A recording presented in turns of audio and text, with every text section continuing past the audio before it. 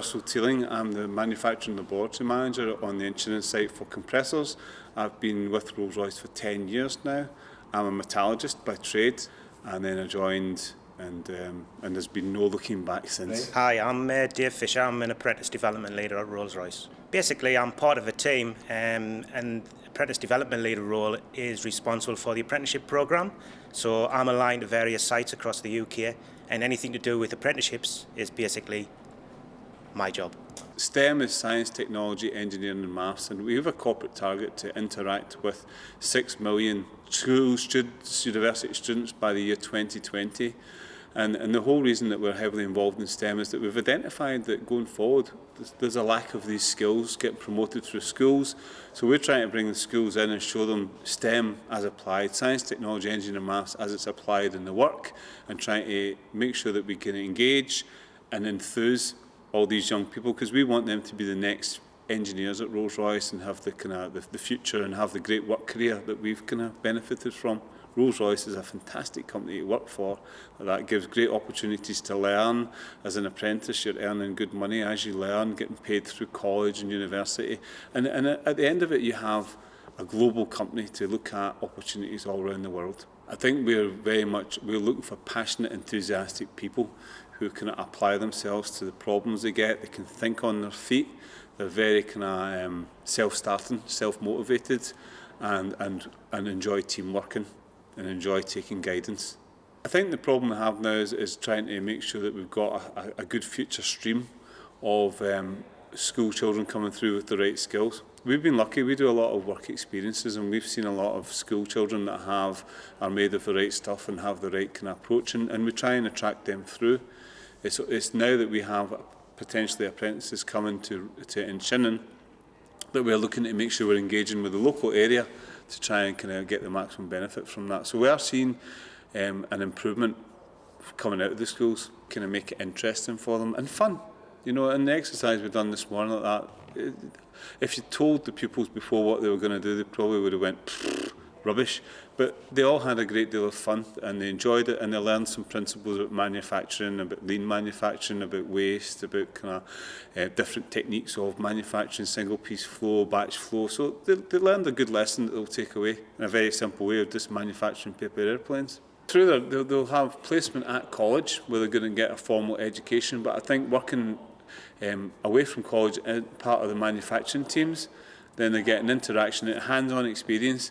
They're working with kind of very experienced engineers that are going to teach them how to apply some of that kind of knowledge from college to their day-to-day activities. As apprentice packages go, I think it's quite a well-paid and well-provisioned role. And when they come out of it, then a lot of them have good opportunities to move around Rolls-Royce and to do overseas placements, etc. Most of the senior managers that you've seen on site here today have came through the apprentice route, and that shows you the progression. They're not limited because they've come in as an apprentice to lower level jobs. That you really, once you're in, the sky's the limit.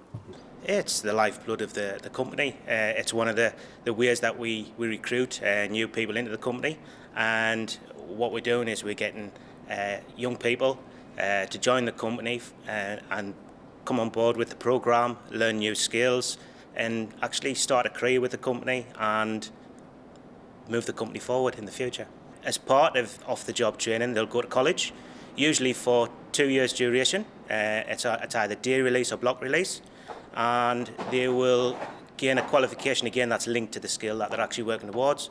And the final element is they come back to the facility that they're aligned to, and they complete a level 3 or level 4 or a higher level qualification, SVQ, again linked to the skill that they're working towards. And the apprenticeship usually lasts 3 to 3.5 years in length. If I talk about Rolls-Royce and I talk about myself, I started as an apprentice back in 1981, and I've served my time as an apprentice.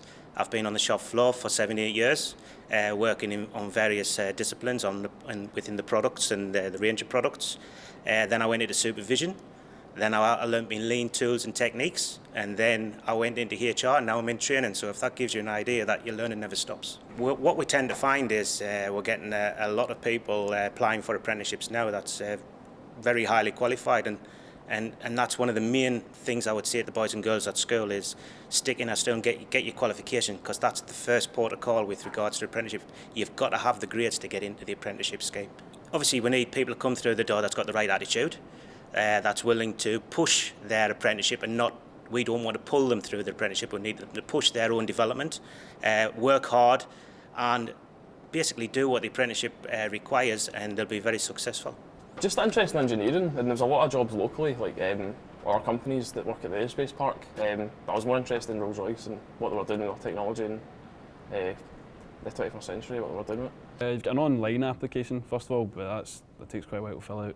And then after that, if you get through, you'll have just like 2 sets of online tests. One's like a situations test, and the other's more maths based. And then after that, it's an interview process, but that's like 5-hour day, it's 3 different interviews, and then a group assessment and stuff like that. But it's pretty good the way it goes. I've had opportunities to go down to Derby and stay for training, and I'll be going back down. I'm doing uni as well, so there's opportunities to do more learning once you've completed college. Sure. And what were you saying? It's like on the shop floor, there's like an opportunity to do a lot more than I would expect it to do, like working wise. Like, the guys actually like to do quite a lot. From the first day you can actually feel like a professional. Every day is a challenge in here. Yeah. Okay. There's a lot of tough things, but you've got, you've your managers in here, you've got lecturers and assessors in college, there's everyone you can go to. And if there's something you're stuck with in college, there's apprentices that are just timed out or have done what you're about to do, and they've done it in the last couple of years, so there's always someone to ask for guidance in that, so you're never alone when you're doing stuff like that. Depending on what apprenticeship you're doing, you'll have, I've done 7 placements. Right. So that's all organised by the apprentice development leader, where you'll go. So it's all planned out for you coming in. And when you come in the first time, it will be the apprentices in the year above you that will take you to the people that you'll be working with, introduce you to your new team, and you'll get inducted by the manufacturing managers in here. I think the more we do, like certainly for us, it's more about learning like certain jobs in certain areas. So Yeah, practical skills, I think. yeah, so like some of the areas is we've got like an engine build, an engine strip area, and it's more like learning specific jobs, and it takes time. So like in the 3-month period that we've got in the areas, that's the time that we've got to kind of get them learned and then write our logs for our book. Kind of. You see, it's like us. In our section, it's 3 months in each area, and once you get to know it, but 2 months in, you sort of feel part of the workforce, and obviously you have to repeat that whole process again the next month. So you do sort of get a feel for all the other sections. So in the time that you actually are on site, you do sort of think to yourself, I quite like that section. You can put your name forward, to management to let them know that's a section that you like, and they can take that under advisement. And if there's a position in there, then they can put you in. I felt like this was ideal for me. I kind of wanted to get straight into a job, but this is obviously, you're going to college whilst it's a job as well, and you've got a job at the end of it, so it was a win-win, and it's everything you read about it, the Rolls-Royce apprenticeship's all true, so yeah. You're a good team player, Yeah. and having like good communication skills. Make sure that you're willing to have a challenge, because everything in here is a challenge, but if you're willing to do it, and you will learn from it.